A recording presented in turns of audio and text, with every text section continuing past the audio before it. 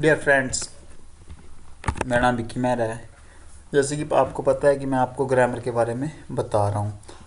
तो ग्रामर को लेके जो हमारा टॉपिक चला हुआ है वो एक्सेलरी वर्ब चला हुआ है। ठीक है, एक्सेलरी वर्ब के बारे में जो मैं आपको करवा रहा हूँ। तो एक्सेलरी वर्ब्स क्या होते हैं, एक एक टॉपिक को लेके मैंने एक एक बात आपको क्लियर करवाई है। तो आप इसको सेव कर सकते हैं, रिकॉर्ड देख सकते हैं और रिकॉर्डिंग सुन भी सकते हैं, वॉइस पे से भी सुन सकते हैं और वर्ड्स को भी आप अपने पास रख सकते हैं, डाउनलोड कर सकते हैं, जो कि आपको अच्छी तरह से लर्न हो जाएगा। तो आज का हमारा टॉपिक है जैसे आउट। ठीक है, OUGHT, आउट। इसको मीन्स जैसे चाहिए हम शुड उसी तरह भी यूज़ करते हैं, लेकिन इसका यूज़ करने का ढंग अलग है। ज़्यादातर इसका अर्थ चाहिए आता है। ठीक है, तो कहाँ यूज़ होता है ये? Ought is use to denote desirability, moral obligation and duty. ठीक है, कोई डिज़ायर है जैसे मॉरल नैतिक जिम्मेवारी और कोई कर्तव्य है हमारा, वहाँ पे हम उसको यूज़ कर सकते हैं, जैसे हम शुड मीन्स करते थे, लेकिन इसका यूज़ करने का थोड़ा ढंग अलग है। ठीक है, आउट कैन इंडिकेट प्रेजेंट और फ्यूचर टाइम को जो इंडिकेट कर सकता है। ठीक है, it takes an infinitive object, infinitive होता है ना, वो एज ए वहाँ भी हम उसको यूज़ कर सकते हैं कुछ सेंटेंस में। तो उसके बारे में आपको बताऊंगा। इसको हम क्या कर सकते हैं, डिजायरेबिलिटी, मॉरल ऑब्लिगेशन है कोई या ड्यूटी है, वहाँ यूज़ कर सकते हैं, और इसको हम प्रेजेंट और फ्यूचर टाइम के लिए भी यूज़ कर सकते हैं। It takes an infinitive object as. तो बिल्कुल देखिए साधारण से ढंग से, we ought to love our neighbours, हमें अपने पड़ोसियों से प्यार करना चाहिए। Ought to love, to love first form आए एज इन्फिनेटिव ऑब्जेक्ट भी यूज हुआ है, आवर नेबर। जैसे we ought to work hard, we ought to speak the truth. तो ये क्या है, ये हम इसको एज ए हमारी क्या है, हमें बताया गया कि ये हमें ऐसा करना चाहिए।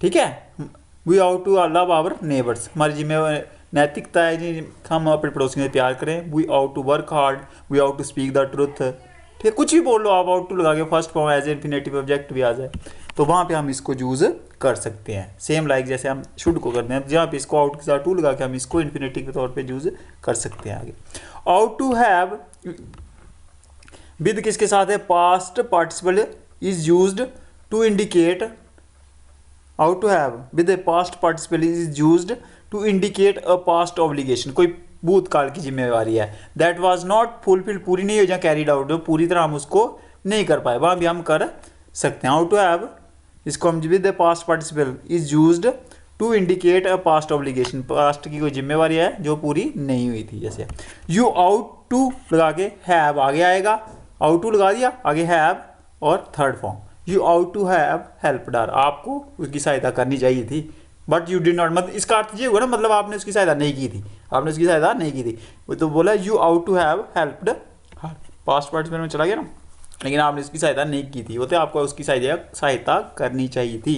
जैसे you ought to have been more careful, आपको ज़्यादा केयरफुल होना चाहिए था, but she was not careful, जैसे आप नहीं थे। जैसे she ought to have been more careful but she was not careful enough, क्योंकि वो पर्याप्त केयरफुल नहीं थी, नेगेटिव में जाता है ना इसका अर्थ। ठीक है ना, जैसे you ought to have spoken the truth, आपको सच बोलना चाहिए था, मतलब इसने सच नहीं बोला था। You ought to have spoken the truth, वहाँ भी लगा सकते हो। ठीक है ना, नेगेटिव सेंस में जाएगा, जहाँ पे आउट टू लगा के हैव लगा के आगे और थर्ड फॉर्म लगा के सेंटेंस बना सकते हो। करना चाहिए था लेकिन आपने ऐसा नहीं किया, उसका अर्थ ये आता है।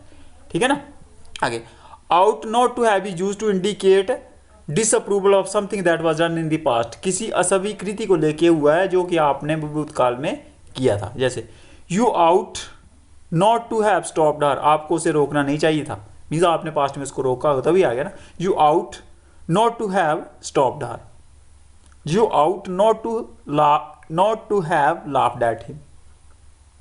ठीक है ना, यू आ गया ना, मतलब पास्ट में किया था जो आपको नहीं करना चाहिए था, मीन्स जहाँ आपने आपको उसको नहीं रोकना चाहिए था, आपको उस पर नहीं हंसना चाहिए था, मीन्स पास्ट की अस्वीकृति के बारे में हो सकता है जो आपने पहले की होगी। जैसे है you ought not to have stopped her, you ought not to have laughed at him, negative sense में आ गया, जहाँ नॉट टू लगा के हैव लगा के फिर थर्ड फॉर्म लगा दो।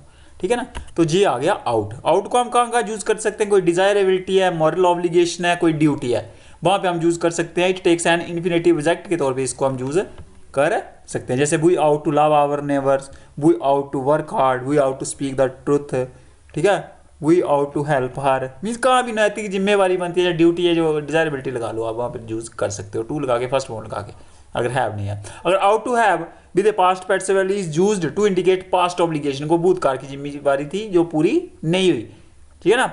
You ought to have helped her, means आपको उसकी सहायता करनी चाहिए थी। इसका क्या था, आपने नहीं की थी ना, मतलब तो वही जो पूरी नहीं हुई। You ought to have helped her, you ought to have been more careful, ठीक है ना। You ought to have stopped her, आपको उसको रोकना चाहिए था, मीन्स आपने ऐसा नहीं किया, उसके बारे में आ गया। बाकी ought not to have is used to indicate disapproval of something that was done in past, जो पास्ट में की गई होगी आपकी अस्वीकृति को ये। You ought not to have stopped her, आ गया ना, आपको उसे रोकना नहीं चाहिए था। You ought not to have laughed at him, आपको उस पर हंसना नहीं चाहिए था। ये आगे जो सिंपल सी बातें आउट को हम जगह यूज करते हैं, डिजायरेबिलिटी, मॉरल ऑब्लिगेशन है, कोई पास्ट की बात है जो ऑब्लिगेशन है जो पूरी नहीं हुई वहाँ पे हुई है, और नेगेटिव सेंस के लिए भी यूज कर सकते हैं किसी अस्वीकृति को जो हमने पास्ट में की थी। ये बिल्कुल सिंपल और इजीली मेथड है इसको लर्न करने का, आप इसको देख सकते हो, रीड भी कर सकते हो। जी आपको ऐसे सेंटेंस को तरीका सीख लेना है, 2 बार खुद सेंटेंस फॉर्म करके आपको जो अच्छी तरह आ जाएगा। धन्यवाद।